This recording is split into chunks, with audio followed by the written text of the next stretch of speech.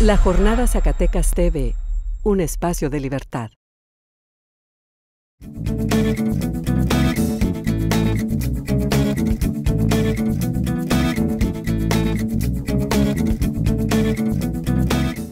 Hola, ¿qué tal? Bienvenidos a Centus, un programa dedicado al análisis y debate de los temas más trascendentes del momento.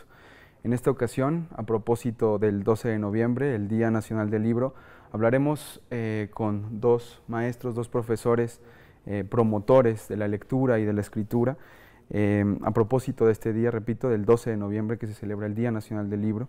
Y los presento, sin ya más preámbulos, el maestro Javier Báez. Bienvenido, maestro. Gracias. También nos acompaña la maestra Rocío Yasmín Bermúdez, también bienvenida. Gracias. Bien, los dos maestros dan clases en la preparatoria número 2, en el plantel 2. No, somos profesores de la Unidad Académica Preparatoria de la Universidad Autónoma de Zacatecas. Ya cambió el nombre, ¿no? No, bueno, es la preparatoria de la universidad, pero trabajamos en planteles diferentes. Ya, en la prepa 2. Yo trabajo en la preparatoria 2. Y yo en el plantel 4. En el 4, en la prepa 4. Bien, quería comenzar esta charla refiriendo la encuesta nacional de prácticas y consumos culturales, una encuesta que hace Conaculta. La última actualización que tenemos es en 2010 y revela datos interesantes que se delimitan al territorio zacatecano. Según esta encuesta nacional de prácticas y consumos culturales, solamente 2 de cada 10 zacatecanos que fueron encuestados dijeron haber leído un libro en el último año. Asimismo, esta encuesta revela que solo 4 de cada 10 de estos zacatecanos entrevistados tienen más de 10 libros en casa. Solamente 4 de cada 10. Es un dato interesante, revelador, pero que me gustaría compartirlo y rebotarlo también, preguntándoles por qué creen ustedes que tenemos estos niveles tan bajos de lectura. ¿Por qué se lee tan poco en México y en Zacatecas en particular? No sé, maestro, si quieren. Yo creo que es formación. Primero a los alumnos que son ahí lectores en potencia, pero no se les impulsa a la lectura.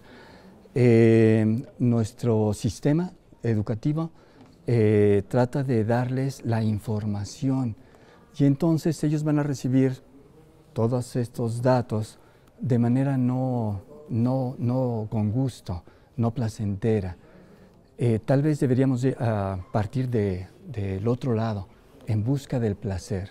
Si nosotros logramos que el alumno sienta placer por la lectura, entonces él se va a acercar a los libros. Tuve un profesor que decía que había que llegar al salón con una canasta de pan, de esas grandotas, llena de libros, para que el alumno escogiera el más sabroso, el que para él es el más sabroso. Eso es lo que tenemos que buscar. Si logramos esto, estamos del otro lado. Pero luego hay otro problema. Los libros son caros. Entonces, si formamos el gusto de los estudiantes por leer, ¿qué va a pasar después? Ya tienen el gusto, necesitan los libros. Adquirir los libros a veces para un joven, un estudiante de preparatoria, va a ser difícil. Claro, están las bibliotecas, pero tú decías, son pocos las personas que tienen más de 10 libros en su casa. Eso quiere decir adquirir el libro. Son caros. ¿Cómo le hacemos con los jóvenes que ya tienen el gusto por leer? Habría que hacer, pues, no sé, programas para que los libros fueran accesibles para ellos. ¿Existe algún método, digamos, para poder promover la lectura y que a su vez encuentren placer en ella? ¿Existen métodos? Entre ellos, a lo mejor, este abanico de posibilidades, de títulos, de temáticas en un libro, como una canasta de pan, como refería el maestro aquí, del maestro Javier. ¿Hay alguna especie de método, hay alguna especie de forma para llegar y de verdad inculcar, infundar este placer por la lectura y por los libros? Mira, yo creo que siempre se tiene que buscar algo. Tuvimos un curso precisamente cuando iniciamos un nuevo programa en el 2006, en el que estamos trabajando actualmente en la unidad académica preparatoria, y en ese curso vino un doctor de México a darnos un taller, y él decía, hay que llegar con un carrito así como de supermercado lleno de libros para los alumnos. Entonces yo creo que hay muchas maneras y uno tiene que buscar cuál es lo que es más accesible para el profesor y para podérselo llegar a dar al estudiante. Por ejemplo, desde iniciar campañas de libros hubo una ocasión en la que todos mis alumnos donaron un libro y lo dejaron para que siguiera circulando y llegara a los demás alumnos. No hubo el compromiso en ese momento de la administración de guardarlos. Yo creo que los debí de haber guardado yo. Presto mis libros. Hay muchas maneras. Por ejemplo, les pedimos a los alumnos que lean 3 novelas durante el semestre. Y entonces, quien puede compra su novela. En el caso de mi curso, compra su novela y la intercambia y ya lee 3. Y quien puede comprar los 3 libros y quien no puede comprar ninguno se los presto. Entonces, siempre hay que buscar maneras y sí vamos a encontrar. Lo importante es que los libros estén en los jóvenes, ellos se intercambian, entre las ideas se van recomendando los libros, más de lo que el profesor pueda decir, tú lees este libro y este libro no. Ellos llegan a su libro. Yo creo que los libros sí tienen un destinatario y el alumno llega al libro o el libro llega al alumno, pero lo importante es que llegue, que lo tenga. Y sí, yo veo que sí hay mucho gusto, mucho placer en la lectura, sí lo hay. Si van ustedes a la preparatoria, por ejemplo, en este caso ahorita que estoy trabajando teoría literaria con los grupos de 5º semestre, tengo alumnos apasionados en la lectura y pueden llegar en el momento y ustedes ven que ellos están leyendo y más allá de 3 libros. Hay alumnos que están, ya van tal vez en su 5º libro ahorita en este semestre. No siempre pasa esto, no siempre, pero hay que dejarles los libros y ellos vienen, preguntan, piden, uno les lleva los libros y entre ellos se los van recomendando. ¿Qué tan cierto es que los grandes lectores vienen desde casa? Cuando tienes a unos padres, un hermano mayor, cuando desde casa pues ya hay un estante con libros, ya hay una canasta de pan pero con libros y forman grandes lectores. ¿Qué tan cierto es esto? Porque están, digamos, también ustedes avanzando a veces contracorriente, porque forman grandes lectores en donde en casa no hay grandes lectores, donde en casa no hay libros. ¿Qué tan cierto es esto, maestro? Yo pongo en duda esto. Conozco buenos lectores que vienen de hogares donde no había libros, muchos lectores. Entonces, no sé, yo creo que la pasión por la lectura viene de otro lado. Bueno, el gusto por la lectura viene de la pasión. Si los padres tienen esa pasión, tal vez podrían acercar al hijo. No es nada más que estén ahí los libros, hay que tener la pasión. Si el profesor no tiene la pasión, no puede hacer lectores, se requiere de la pasión. Entonces, no sé, también hay algo en el alumno que tiene que ser, o el hijo, receptivo a esa pasión. Bueno, no sé, no podría yo afirmar que de hogares con libros van a salir lectores. Me parece muy difícil, yo creo que responde a otra cosa. En la universidad y en general el sistema educativo, ¿ustedes cómo lo perciben en este sentido, en esta materia, en la promoción a la lectura? Ustedes, digamos, son un ejemplo claro de cómo se han hecho las cosas de manera diferente a como generalmente se hace, a como usualmente se utiliza en la universidad, en la escuela primaria, en la secundaria, en la preparatoria. ¿Qué cambios, o más bien qué cosas notan en el sistema educativo en donde quizá esté trastabillándose el proceso de formar lectores? ¿En donde, digamos, se encuentra ese bache, ese escalón a desnivel, en donde se empiezan a tropezar los alumnos y también los maestros, ¿no? ¿Por qué no? Lo que yo creo es que es la manera de enseñar, la manera de acercar a los alumnos. Generalmente el profesor va a vaciar su conocimiento en los alumnos, que es un conocimiento que su profesor vació en él. Y así seguimos una cadena. Les decimos, mira, de este libro lo importante es esto, nótalo. Y yo creo que ahí está el error.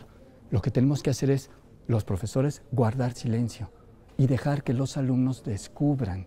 Si le acercamos el libro y dejamos que él opine, que nos diga cuáles son la riqueza de la obra que él encuentra, entonces va a ser mucho más rico, mucho más benéfico para todos, porque él va a encontrar la riqueza que él nota en la obra.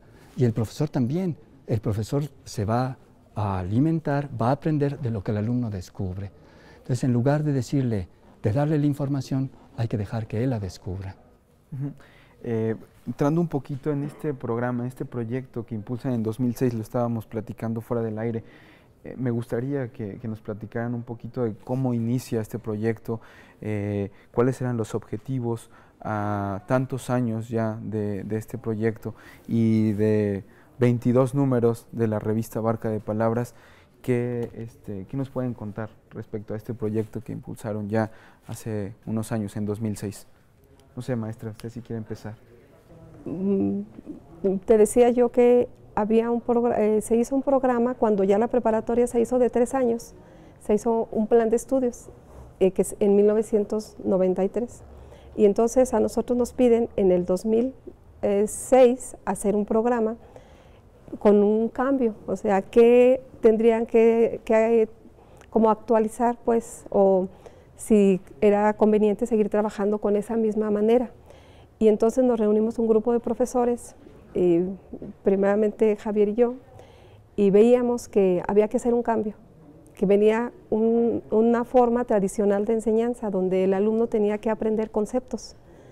Y entonces nosotros no queríamos que los alumnos memorizaran, queríamos que los alumnos fueran al contrario de lo práctico para luego llegar a la teoría. Y que era más importante, más que aprender conceptos, que ellos fueran proponiendo. En algún momento oí que decía Chomsky que tenemos ahorita una forma de educación, dice que hay 2 formas de educación. Un adoctrinamiento. Tú prepárate porque vas a hacer el examen Ceneval, tal vez, que son los exámenes que ahorita se van presentando, las pruebas de enlace, etcétera. Entonces hay que adoctrinar a los estudiantes para que puedan acceder a esos exámenes y puedan seguir como estudiando. Pero también hay otra manera, dice Chomsky, la otra manera es descubriendo. Y entonces él dice, y eso también nosotros creemos, que el alumno descubra, eso es lo que va a ser más significativo al final de cuentas, eso es lo que, de la manera en que él va a ser más feliz. Entonces, cuando nosotros empezamos a hacer estos programas, desde primero a quinto, hicimos todo un programa completo que fuera relacionado, no que están trabajando en primer semestre algo, pero luego ya pasan a segundo y se rompe, ya sigue otro programa que no tiene nada que ver con el primero. Entonces se pasa de semestre y se hace un examen para aprobar un semestre, pero no para tener una secuencia de trabajo. Y entonces nosotros fuimos relacionando que el primer semestre tuviera relación con el segundo, con el tercer semestre, con el cuarto, con el quinto, y que estando en quinto semestre pudiéramos venir también a recuperar cosas de primer semestre y todo tuviera relación, no rompimiento. Eso es lo que buscamos cuando hicimos estos programas y buscando el placer en la lectura y en la escritura y dejando que el alumno vaya descubriendo. Y entonces el profesor sí debe saber la teoría, está obligado, debe de manejar los contenidos, conocer la teoría, pero no de esta manera que te decía ahorita Javier, que el alumno le esté vaciando su sabiduría al alumno, no, que vaya el alumno descubriendo. Ese es el objetivo del trabajo de esta manera. ¿Qué tan difícil ha sido, digamos, cambiar ese paradigma, ese modelo? y pues desde la academia, o sea, enfrentarte a los docentes que tradicionalmente se han conducido por años y decirles, no, necesitamos virar y cambiar el rumbo, tenemos que ir por otro lado. ¿Qué tan complicado ha sido cambiar este modelo de aprendizaje y de promoción de la lectura y después generar placer en ella? Ha sido muy difícil. Hemos tenido reacciones así tajantes, ¿no? Esto no. Está la idea de que el profesor tiene que dar apuntes para sentir que enseña. El alumno, dicen también, debe tener sus apuntes para sentir que aprende. Romper esto es bien difícil. El conocimiento no está en el papel, el conocimiento debe estar en la práctica, no en la formación. Lograr que los profesores acepten esto es muy difícil. Entonces sí hemos batallado. ¿Y hay alguna anécdota, alguna experiencia que nos puedan quizás relatar o que tengan así en la mente? Bueno, también podemos ahorita hablar de algunas anécdotas gratas, ¿no? Formación de lectores.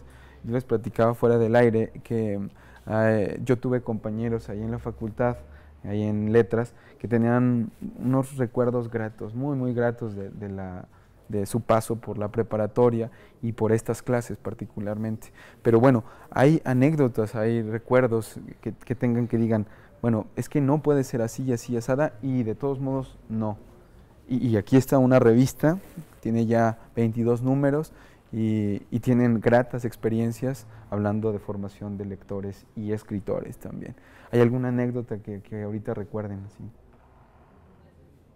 Seguramente, ¿verdad? Tienen el ceño y la cara lo revela, pero... Mira, yo creo que es algo muy grato encontrarse con la respuesta de los alumnos.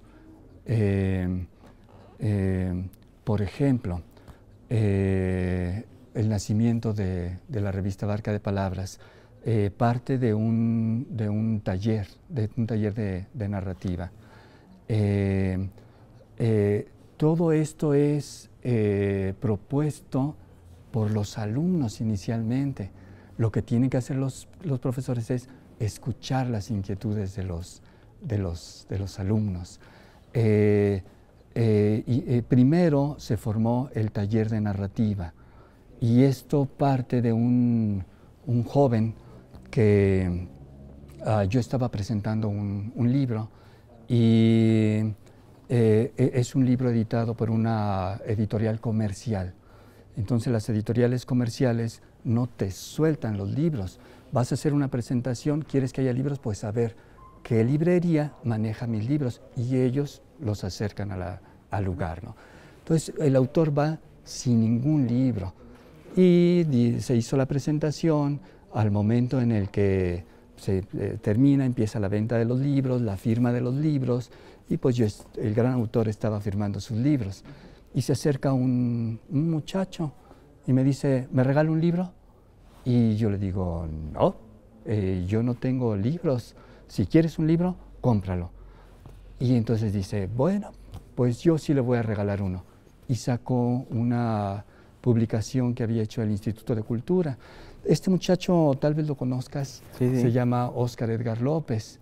Y entonces esto ya me desconcierta, ¿no?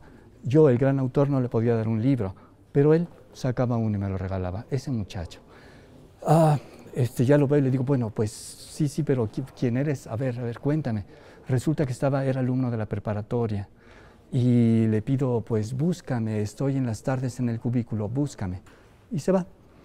La siguiente semana yo estoy en el cubículo y llega el muchacho. Y bueno, yo creí que no iba a volver, pero ahí estaba. Y me dice, vamos a hacer un taller de narrativa. Y yo, tengo mucho trabajo, pero vamos a hacerlo. Junta un grupo y me contesta, ya lo tengo. Bueno, pues dame 3 días, yo hablo con las autoridades para que nos den un espacio. Hablo con ellos, esto fue en el 2000. Hablo con ellos, me asignan un salón Y desde entonces hasta la fecha estamos trabajando con ese taller. Todo partía de las propuestas de los alumnos. Después ya teníamos material. ¿Qué hacemos con esto? Lo más sencillo es, pues qué bien escribes, hazle como quieras, ¿no? Pero ahí teníamos el material. ¿Qué hacemos? Necesitamos una revista. Y a partir de ahí empieza a juntarse el material para la revista Barca de Palabras. Y desde entonces hasta la fecha, Barca de Palabras se ha sostenido. Entonces, bueno, son anécdotas que uno guarda con mucho gusto, ¿no? Y aprecio.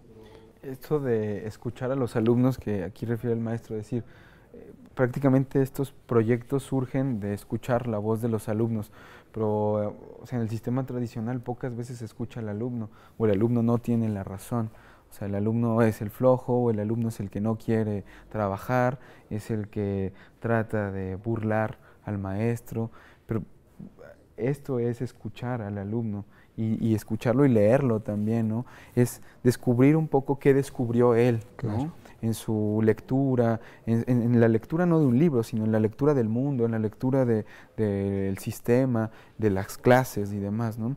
Entonces, esto me imagino que debe haber causado un escozor bárbaro en la preparatoria, en el sistema educativo. O sea, no, es que yo escuché al alumno y me propuso hacer un taller e hicimos ese taller, ¿no? Entonces, no sé qué tantos problemas les generó eso en la universidad.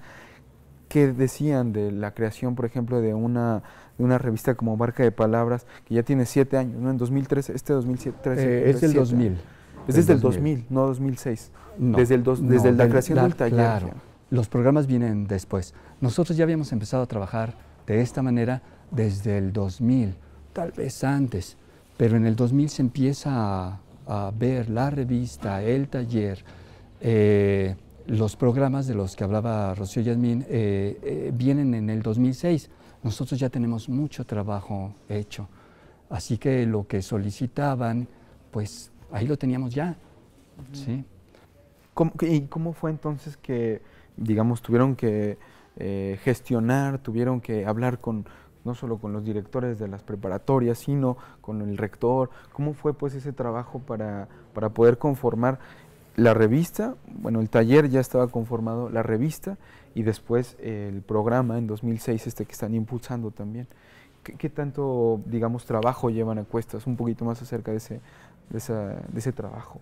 No sé, maestra, si usted quiera también comentar algo. Bueno, yo te voy si quieres tú decirlo de la revista, porque la iniciaron, bueno, voy a decirte de esta manera, te voy a responder.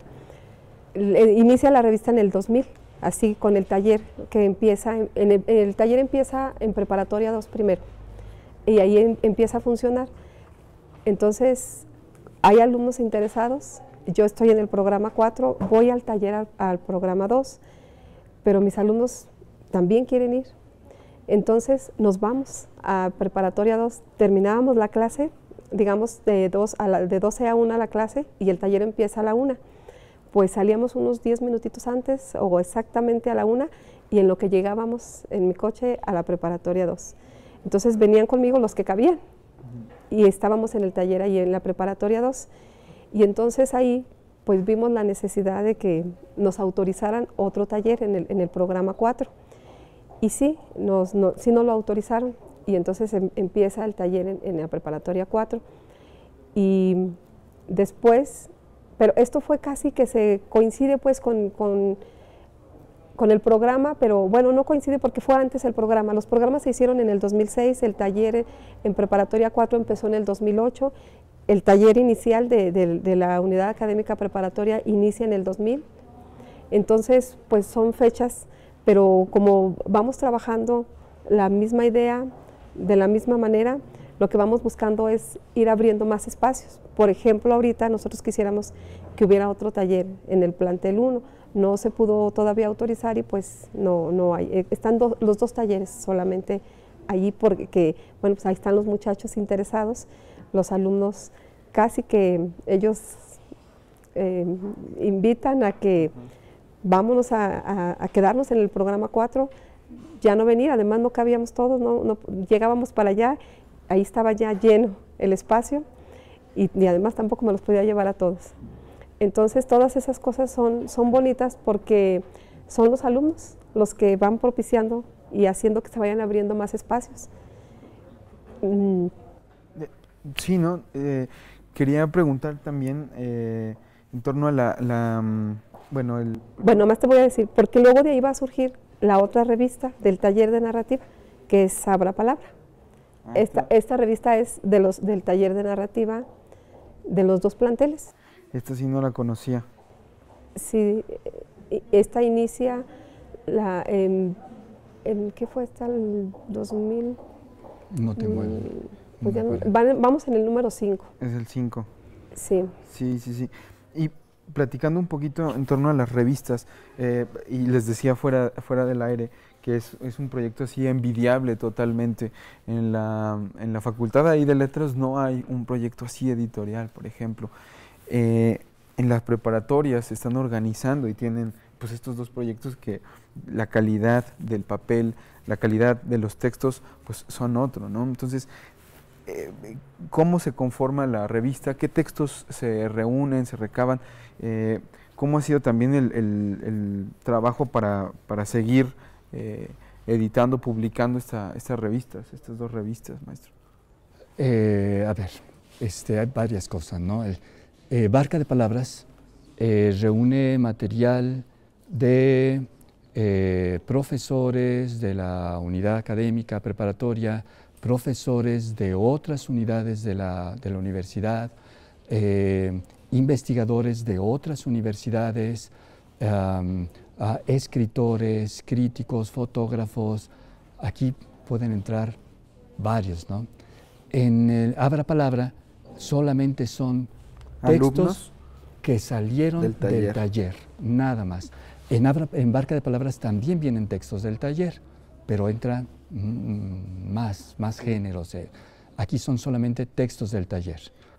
¿Qué tanto, por ejemplo, bueno, perdón que lo interrumpa, pero qué tanto, por ejemplo, motiva a un alumno ver su texto publicado en una revista así? Es mucho, ¿verdad? Pero bueno, nos platiquen un poco la recepción que tiene un alumno cuando ve su texto publicado en una revista también de esta calidad, pues no son las fotocopias que quizá uno pudo haber impreso en la preparatoria, en la secundaria, ¿no? Yo creo que en las escuelas, preparatoria, licenciatura, maestría, doctorado, no existe la cultura de la publicación. Escriben los alumnos para obtener calificaciones. Teniendo la posibilidad de publicar, estamos dándole también vuelta a la tradición. No se escribe para ganar calificación, se escribe para compartir ideas. El que aparezca un texto de un alumno publicado en una revista le da otra visión a la escritura. Estamos creando la cultura de la publicación. Se puede publicar. Creemos que es muy difícil publicar. Los alumnos de preparatoria, ¿cuándo pensamos que pueden publicar? No. Entonces hay que formar esa cultura. Yo creo que en todos los números de Barca de Palabras que llevamos, incluyente y también Abra Palabra, hemos formado estudiantes, investigadores, alumnos que pueden ir más allá de lo escolar. Bueno, pues es muy interesante. Una pena que estemos haciendo esto en un programa de televisión y por eso tenemos el tiempo recortadísimo.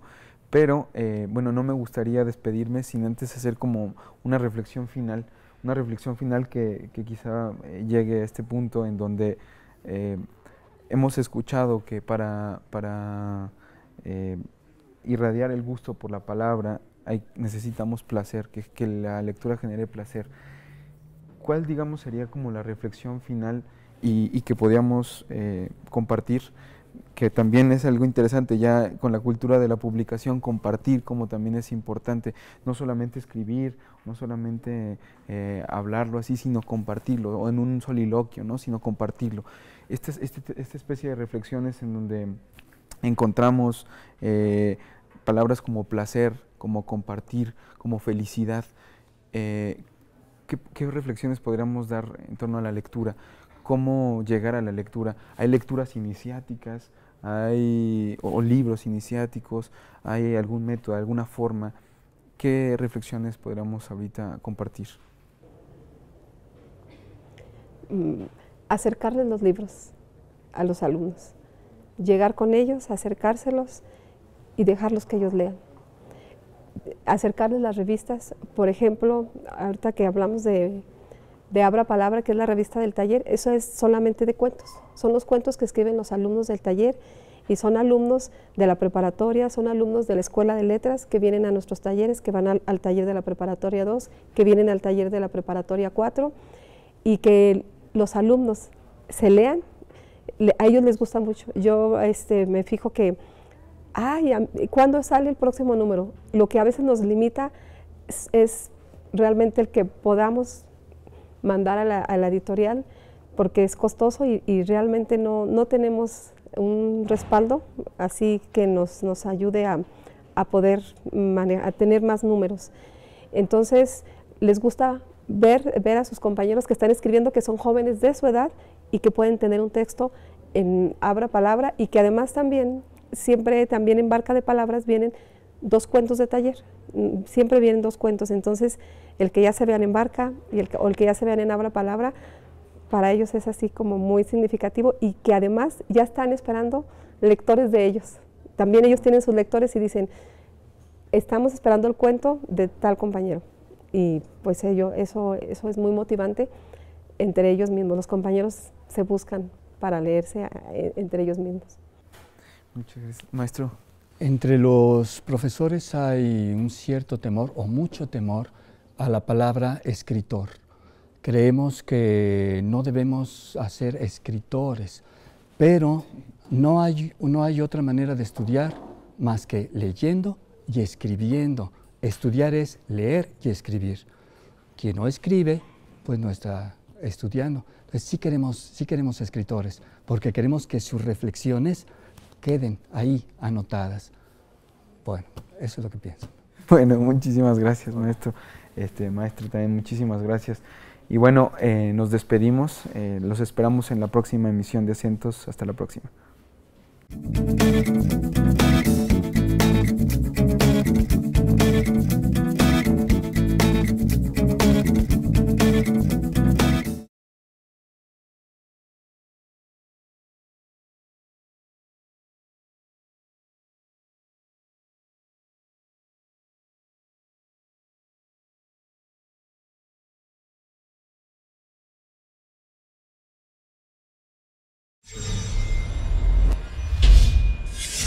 La Jornada Zacatecas TV, un espacio de libertad.